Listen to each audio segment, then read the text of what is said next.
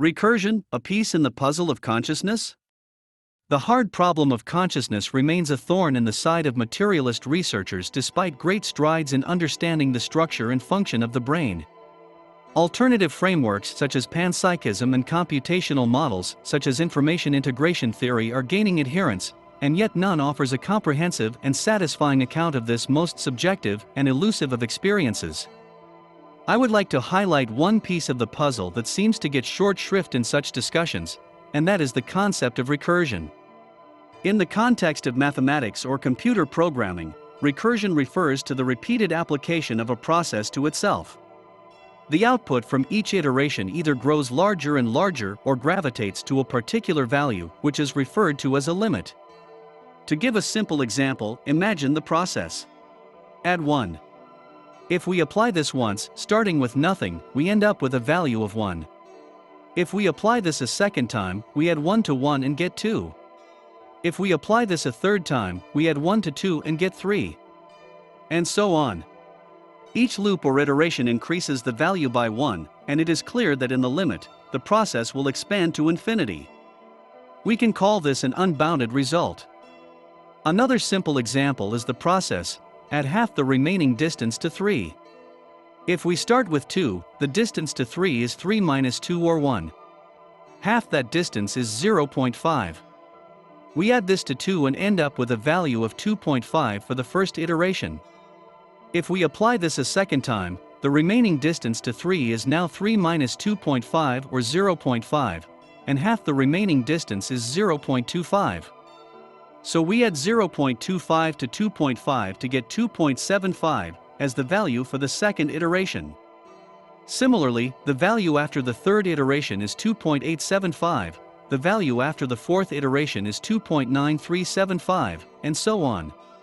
It can be shown that if the process is run to infinity, the limit is 3. This is a bounded result. We can combine the notions of bounded and unbounded recursion to create new processes that demonstrate more interesting properties.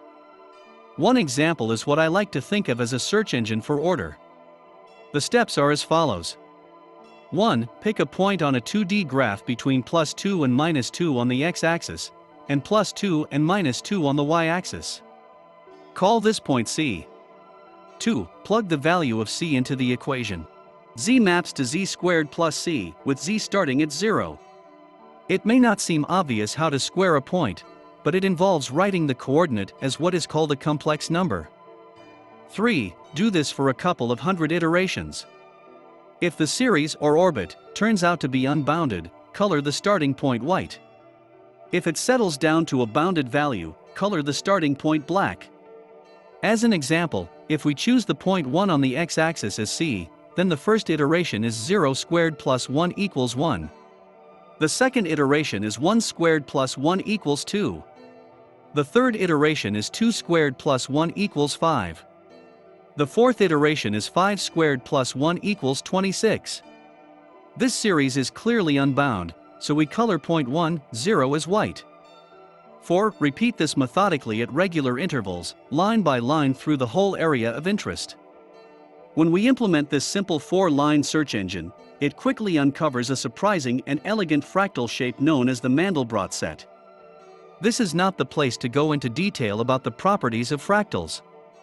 Just note that a simple recursive process can be used to unearth completely unexpected complexity within a seemingly uniform starting domain.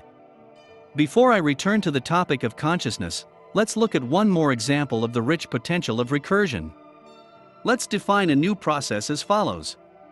1. Take an initial value, multiply it by 1 minus that value, and multiply that result by a constant.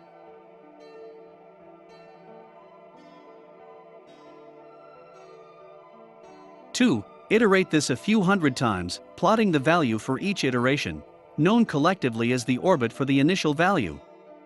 3. Choose a new initial value as close as you'd like to the first one and repeat. Then compare the orbits.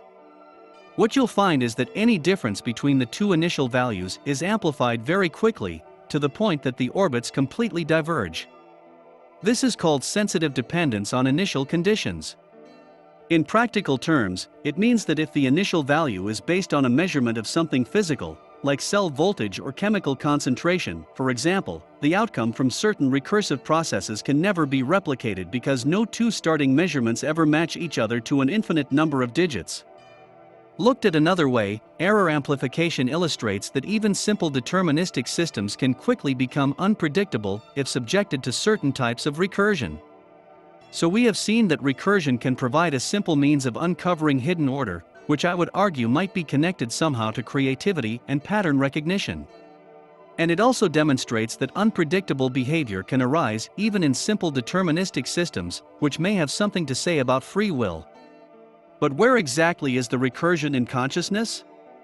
As one example, consider the idea of self-awareness.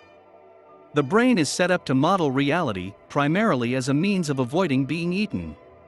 In sophisticated brains such as ours, for the model to be accurate, it must include ourselves as an object in the world. So we model the world plus us in it. But the us in this model is busy modeling us in the world. So our model has to be updated to include the world plus us modeling the world plus us. But now, we are modeling the world plus us, modeling the world plus us, modeling the world plus us.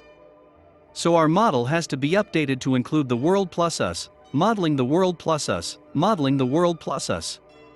And so on to the limits of our computational ability, like two mirrors facing one another. This is not a comprehensive theory so much as a few observations sketched on the back of a napkin. But I hope I've shown that the discussion of consciousness might benefit from a closer look at its relationship to certain surprising properties of recursive processes.